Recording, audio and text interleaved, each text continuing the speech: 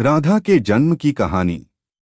पुराणों के अनुसार भाद्रपद मास के शुक्ल पक्ष की राधाष्टमी तिथि को राधा जी का जन्म हुआ माना जाता है और इसी दिन को राधाष्टमी के रूप में मनाया जाता है। राधा का जन्म साधारण नहीं अपितु चमत्कारी है। ब्रह्मवैवर्त पुराण के अनुसार राधा भी श्री कृष्ण की तरह ही अनादि और अजन्मी हैं, अर्थात उनका जन्म माता के गर्भ से नहीं हुआ। ब्रह्मवैवर्त पुराण की एक पौराणिक कथा के अनुसार देवी राधा भगवान श्री कृष्ण के साथ गोलोक में निवास करती थीं। एक बार देवी राधा गोलोक में नहीं थीं, तब श्री कृष्ण अपनी एक अन्य पत्नी विरजा के साथ विहार कर रहे थे। जैसे ही राधा को इस बात की सूचना मिली, वह गोलोक लौट आईं।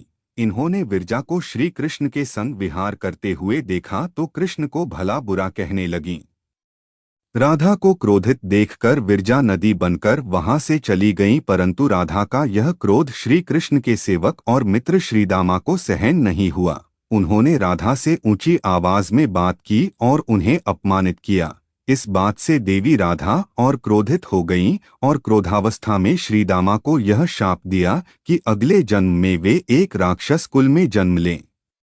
इस बात पर श्रीदामा ने कहा, तुमने मुझे अपने शाप से नीचे गिरा दिया। मुझे असुरयोनि प्राप्ति का दुख नहीं है, पर मैं कृष्ण वियोग से परेशान हो रहा हूँ। इस वियोग का तुम्हें अनुभव नहीं है, अतः एक बार तुम भी इस दुख का अनुभव करो। और उन्होंने भी क्रोध में आकर देवी राधा को पृथ्वी पर मनुष्य रूप में जन्म लेने का शाप दे दिया। इस शाप के कारण भविष्य में श्रीदामा शंखचूड़ नामक असुर बना और देवी राधा को कीर्ति और वृषभानु जी की पुत्री के रूप में जन्म लेना पड़ा।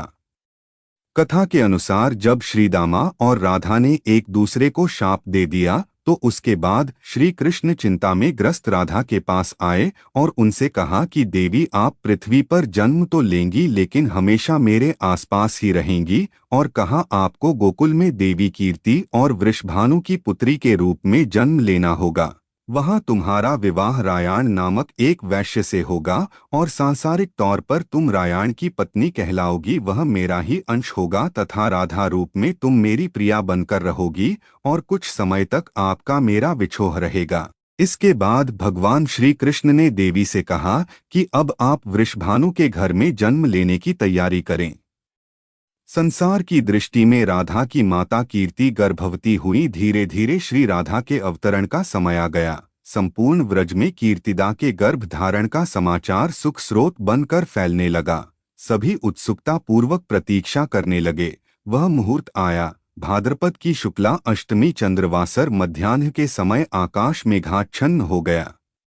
सहसा एक ज्योति प्रसूति गृह में फैल गई। यह इतनी तीव्र ज्योति थी कि सभी के नेत्र बंद हो गए। एक क्षण पश्चात गोपियों ने देखा कि शतसहस्त्र शरदचंद्रों की कांति के साथ एक नन्ही बालिका कीर्तिदा मैया के समक्ष लेटी हुई है। उसके चारों ओर दिव्य पुष्पों का ढेर है। उसके अवतरण के साथ नदियों की धारा निर्मल हो गई, दिशाएं प्रसन्न हो उठी, शीतल मंद पवन बहने लगी। कहा जाता है राधा ने गर्भ में प्रवेश नहीं किया। कीर्ति ने अपने गर्भ में वायु को धारण कर रखा था और योगमाया के सहयोग से कीर्ति ने वायु को जन्म दिया, लेकिन वायु के जन्म के साथ ही वहां राधा कन्या रूप में प्रकट हो गई। वृषभानु और उनकी पत्नी ने अपनी पुत्री के जन्म पर लगभग 2 लाख गाय का दान ब्राह्मणों को किया था। ऐसा कहा जाता है कि राधा जी ने अपने जन्म के काफी समय तक आंखें नहीं खोली थी। इसी कारण उनके माता पिता अत्यधिक परेशान रहते थे। लेकिन वृषभानु और कीर्तिदा को यह जल्द ही पता चल गया था कि राधा जी अपनी आंखें अपनी मर्जी से नहीं खोल रही है। यह देखकर उन्हें अत्यंत दुख हुआ। इसके बाद एक दिन जब यशोदा जी श्री कृष्ण के साथ गोकुल से वृषभानु और कीर्तिदा के घर आती हैं, तब दोनों ने यशोदा जी का बहुत ही आदर सत्कार किया। यशोदा जी अपने लाल को लेकर राधा जी के पास जाती हैं। श्री कृष्ण के सामने आते ही राधा जी पहली बार अपनी आंखें खोलती हैं। राधा जी भगवान श्री कृष्ण को बिना पलक झपकाए देखती जाती हैं। भगवान श्री कृष्ण भी राधा जी को देखकर अत्यंत प्रसन्न होते हैं। राधा जी के जन्म की सबसे लोकप्रिय कथा यह है कि वृषभानु जी को एक सुंदर शीतल सरोवर में सुनहरे कमल में एक दिव्य कन्या लेटी हुई मिली। वे उसे घर ले आए, लेकिन वह बालिका आंखें खोलने को राजी ही नहीं थी। पिता और माता ने समझा कि वे देख नहीं सकती, लेकिन प्रभु लीला ऐसी थी कि राधा सबसे पहले श्री कृष्ण को ही देखना चाहती थीं। जब बाल रूप में श्री कृष्ण जी से उनका सामना हुआ तो उन्होंने आंखें खोल दी। राधा नाम की महिमा अपरंपार है।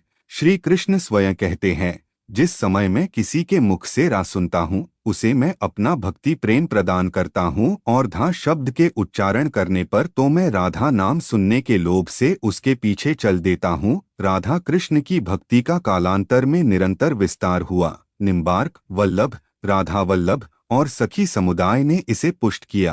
कृष्ण के साथ श्री राधा सर्वोच्च देवी रूप में विराजमान है। कृष्ण जगत को मोहते हैं और राधा कृष्ण को